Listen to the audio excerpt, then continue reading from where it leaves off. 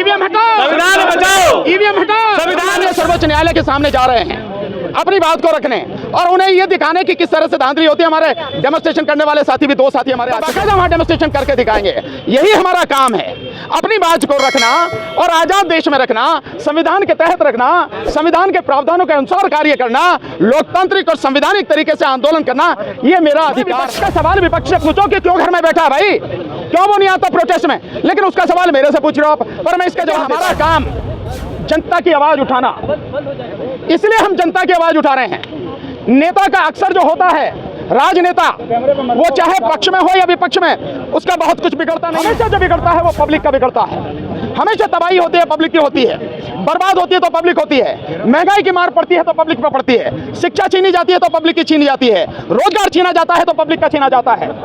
जो कुछ भी दिक्कत आती है वो पब्लिक के सामने आती है। कमीशन है वो कितना घुटनों पर आ गया। इलेक्शन कमीशन जगह जगह जाके, मोहल्ले मोहल्ले जाके वीवीपैट लेके और दिखा रहा कि नहीं देखो हमारी मशीन सही है। अबे वहाँ क्या दिखा रहा है, जब हमने मांगी हमें क्यों नहीं दिखाता? जब बताते तेरी औकात क्या और कहाँ गड़बड़ी है, और ये हम सब बताएंगे 24 तारीख को उसका षड्यंत्र क्या है हम बताएंगे। जी आप यहाँ आ जाओ ना, इस बार जो है बैलेट पेपर से चुनाव होने दो और उस बार जीत के दिखाओ। और मैं मोदी जी को चैलेंज करता हूँ, जिस सीट से लड़ना चाहें, जो उनके लिए सबसे बढ़िया सुरक्षित सीट हो, सुरक्षित सीट जहां उनको लगे कि मुझे कोई नहीं हरा सकता, बैलेट पेपर से चुनाव कराओ, मैं उनके सामने चुनाव लड़ूंगा, फिर पता लगे कि जो दूध का दूध पानी का पानी।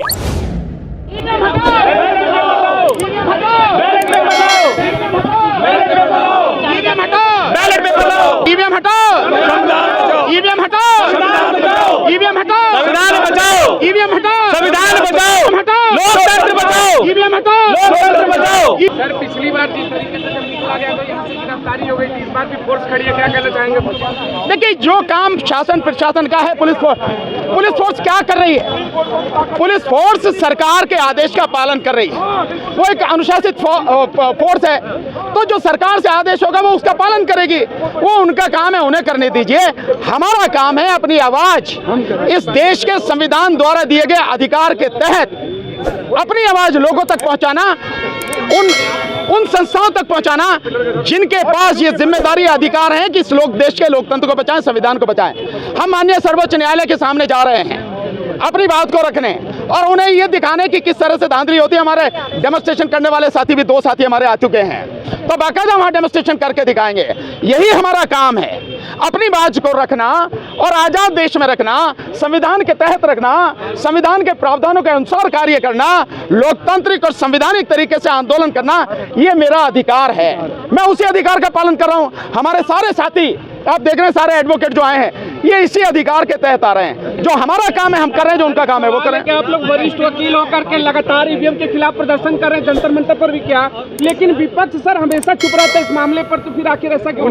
देखिए, ये उनका काम। ये सवाल आप मेरे से क्यों पूछ रहे हो भाई? विपक्ष का सवाल विपक्ष से पूछो कि क्यों घर में बैठा है भाई, क्यों वो नहीं आता प्रोटेस्ट में, लेकिन उसका सवाल मेरे से पूछ रहे हो आप। पर मैं इसका जवाब देता हूँ। देखिए, हमारा काम जनता की आवाज उठाना, इसलिए हम जनता की आवाज उठा रहे हैं। नेता का अक्सर जो होता है, राजनेता, वो चाहे पक्ष में हो या विपक्ष में, उसका बहुत कुछ बिगड़ता नहीं है। हमेशा जो बिगड़ता है वो पब्लिक का बिगड़ता है। हमेशा तबाही होती है पब्लिक की होती है, बर्बाद होती है तो पब्लिक होती है, महंगाई की मार पड़ती है तो पब्लिक पर पड़ती है, शिक्षा छीनी जाती है तो पब्लिक की छीनी जाती है, रोजगार छीना जाता है तो पब्लिक का छीना जाता है। जो कुछ भी दिक्कत आती है वो पब्लिक के सामने आती हैं। इसलिए मैं ये मानता हूं कि अब जो माहौल इस देश में है उसमें केवल और केवल जनता ही विपक्ष है और जनता अपनी इस जिम्मेदारी को, विपक्ष की जिम्मेदारी को पूरी ईमानदारी से, पूरी ताकत से उठाएगी, पूरी ताकत से। और ये जो विपक्ष है, और ये जो विपक्ष है, मैं सलाह देता हूं, मैं आगाह करता हूं विपक्ष को, समय रहते इस आंदोलन में अपनी भागीदारी निभाए, अपनी जिम्मेदारी निभाए। अन्यथा ये जो जनता है, ये जनता अपनी जिम्मेदारी निभाएगी और ये सब कुछ जानती है, किसी को भूलना नहीं चाहिए साथियों। तो ये लड़ाई जनता की लड़ाई है और जनता पूरी ईमानदारी से इस लड़ाई को लड़ेगी। और इस बार ये चुनाव जो 2024 का होगा वो केवल और केवल बैलेट पेपर से होगा, ईवीएम से चुनाव नहीं होगा, किसी कीमत पर नहीं होगा। आप एक बात तो समझ ही सकते हैं, एक बात तो समझ सकते हैं कि जो इलेक्शन कमीशन है वो कितना घुटनों पर आ गया। इलेक्शन कमीशन जगह जगह जाके, मोहल्ले मोहल्ले जाके वीवीपैट लेके और दिखा रहा कि नहीं देखो हमारी मशीन सही है। अबे वहाँ क्या दिखा रहा है? जब हमने मांगी हमें क्यों नहीं दिखाई? हमें दिखाता, जब बताते तेरी औकात क्या और कहाँ गड़बड़ी है। और ये हम सब बताएंगे 24 तारीख को उसका षड्यंत्र क्या है, हम बताएंगे। जनता के साथ जुड़ रही है, जनता साथ है, जनता कितनी साथ है। यहाँ बरेली से भी एडवोकेट हमारे साथ खड़े हैं। इसमें आज ये केवल दिल्ली वालों का था, लेकिन यहाँ से भी खड़े हैं, मेरठ से भी खड़े हैं, इलाहाबाद से खड़े हैं, जनता के साथ। दूसरी बात, आपका ध्यान होगा कि हमने एक मिस कॉल नंबर दिया था पर जिस समय फोन चार्ज होता है सिर्फ उस समय बंद होता है, घंटे 2 घंटे के लिए। अन्यथा उस मिस कॉल नंबर की हालत यह है, 1 सेकंड में कई 100 फोन आ रहे हैं, 1 सेकंड में। इतनी बुरी स्थिति, मतलब उसमें लोगों का इतना ओवरवेलमिंग सपोर्ट आपकी कल्पना से बाहर है। और मैं इसीलिए दावे के साथ कह रहा हूं, ये जो आंदोलन है ये शहरों तक नहीं, ये इस देश के गांव-गांव तक अपनी पकड़ बना चुका है। आने वाले समय में तुम सारे मीडिया के साथी अपनी आंखों से वो जनता का सैलाब इस देश की सड़कों पर देखना। कोई मुलाकात हुई है, क्योंकि वो भी 31 जनवरी को इलेक्शन कमीशन पर प्रोटेस्ट करने वाले हैं। आप क्या कह रहे हैं? 31 जनवरी को लेकर जा रहे हैं। हम बाकायदा डेमोन्स्ट्रेशन करने के लिए सुप्रीम कोर्ट पर जाकर हम डेमोन्स्ट्रेशन देंगे।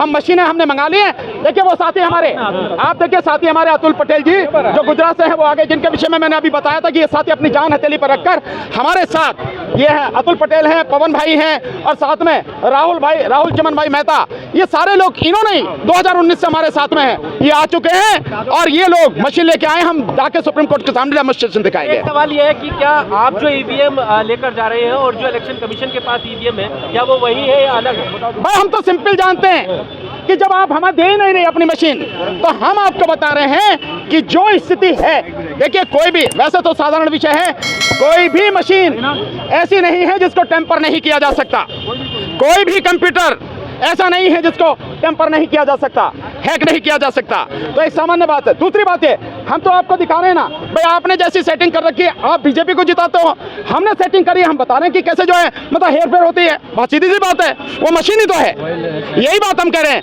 तो जो ये सारी चीजें हो रही है, इसलिए हम चाहते हैं कि देश का आम से आम मतदाता ये जाने की जिस प्रक्रिया से चुनाव हो रहा है वो पूरी तरह से निष्पक्ष, स्वतंत्र, पारदर्शी है, और वो जिसको वोट देना चाहता है उसी को वोट दे रहा है, उसी के खाते में गिनी जा रही है। एक बात मैं बार बार कहता हूं, अब भी फिर कह रहा हूं, मोदी जी को बड़ा कहते हैं सब, मोदी जी को बड़े दुनिया जो चाहती है, देश के लोग बड़े चाहते हैं, दुनिया में बड़ा डंका पिट रहा। तो डंकापति जी आप यहाँ आ जाओ ना, इस बार जो है बैलेट पेपर से चुनाव होने दो और उस बार जीत के दिखाओ। और मैं मोदी जी को चैलेंज करता हूं, मोदी जी जिस सीट से लड़ना चाहें, जो उनके लिए सबसे बढ़िया सुरक्षित सीट हो, सुरक्षित सीट, जहां उनको लगे कि मुझे कोई नहीं हरा सकता, बैलेट पेपर से चुनाव कराओ, मैं उनके सामने चुनाव लड़ूंगा, फिर पता लगेगी जो दूध का दूध पानी का पानी। तो इसलिए और दावे के साथ कह रहा हूं, बैलेट पेपर से चुनाव होने के बाद बीजेपी 40 से ज्यादा सीटें ले नहीं पाएगी पूरे लोकसभा में 543 में से। चुनाव करीब है, क्या चुनाव आयोग आपकी बात मानेगा? और चुनाव आयोग गुलाम है जनता का, वो मालिक नहीं है। जनता चाहती है कि इस बार ये चुनाव 2024 का लोकसभा चुनाव बैलेट पेपर से होगा, मतलब बैलेट पेपर से ही होगा। उस नौकर को, जो पब्लिक का नौकर है, उसे जनता की बात माननी पड़ेगी, अन्यथा जब सड़कों पर आ जाती है जनता, अच्छे को उखाड़ कर ठिकाने लगा देती है। क्या संभव है इतनी बड़ी तादाद में बैलेट पेपर में चुनाव करा पाना? क्यों नहीं संभव है? एक मिनट, आप कह रहे हैं बैलेट पेपर कितने दिन में छपता बैलेट पेपर? सुनिए, ये बड़ा अच्छा सवाल पूछा इन्होंने, अकरम भाई ने। ये कह रहे हैं कि इतने छोटे समय में बैलेट पेपर से चुनाव कराना क्या संभव है? बिल्कुल संभव। कैसे? बैलेट पेपर कब छपता है? जब नॉमिनेशन विड्रॉल यानी नाम वापसी की तारीख होती है आखिरी, उसी दिन फाइनल लिस्ट होती है कि ये कैंडिडेट है, इनका ये चुनाव चिन्ह है, ये सीरियल नंबर है। उस दिन के बाद बैलेट पेपर छपने जाता है और 2 दिन पहले सब कुछ कंप्लीट हो चुका होता है, 2-3 दिन पहले, यानी 10 दिन, मात्र 10 दिन बैलेट पेपर को छपने के लिए चाहिए, मात्र 10 दिन। तो कहां? अभी तो बहुत दिन है, अभी तो चुनाव की घोषणा भी नहीं हुई। सब कुछ हो सकता है, ये सारे बहाने हैं इस रास्ते को बंद करने के, या चोरी को बरकरार रखने के बहाने हैं, जो इस बार इस देश की जनता होने नहीं देगी। हम किसी सूरत में भी इस बार ईवीएम से चुनाव होने नहीं देंगे। चुनाव केवल और केवल बैलेट पेपर से होगा। डिटेन करती है अगर पुलिस आपको तो क्या कहेंगे? यार उसका काम है, होने के लिए तैयार, ये उसका काम। कैसे जाएंगे सुप्रीम कोर्ट? नहीं भाई, नहीं जाने दें। देखिए हम कानून का पालन करने वाले लोग हैं, अगर गैर कानूनी रूप से पुलिस हमें डिटेन करती है गैर कानूनी रूप से, गैर संवैधानिक रूप से, हम कोई दिक्कत नहीं, हम बिल्कुल गिरफ्तार होने को तैयार हैं, डिटेन होने को तैयार हैं, हमें कोई फर्क नहीं पड़ता। लेकिन हम किसी भी हालत में, पुलिस वालों से क्या झगड़ना, ये तो सरकार के आदेश का पालन करने वाले लोग हैं भाई। कल हम सरकार में होंगे तो ये हमारा आदेश का पालन करेंगे, किसी भी, इनसे कुछ बात नहीं, ये नहीं जाने देंगे, डिटेन करेंगे, कोई बात नहीं, लेके चलो भैया। पहले भी इन्होंने पता क्या काम किया, पहले जब डिटेन करके लेके गए थे तो थाने ले गए मध्य मार्ग, वहाँ इन्होंने गरम गरम चाय पिलाई और उसके बाद 2 घंटे बाद छोड़ दिया। आज भी चाय पिलाएंगे आपको? हमें क्या पता।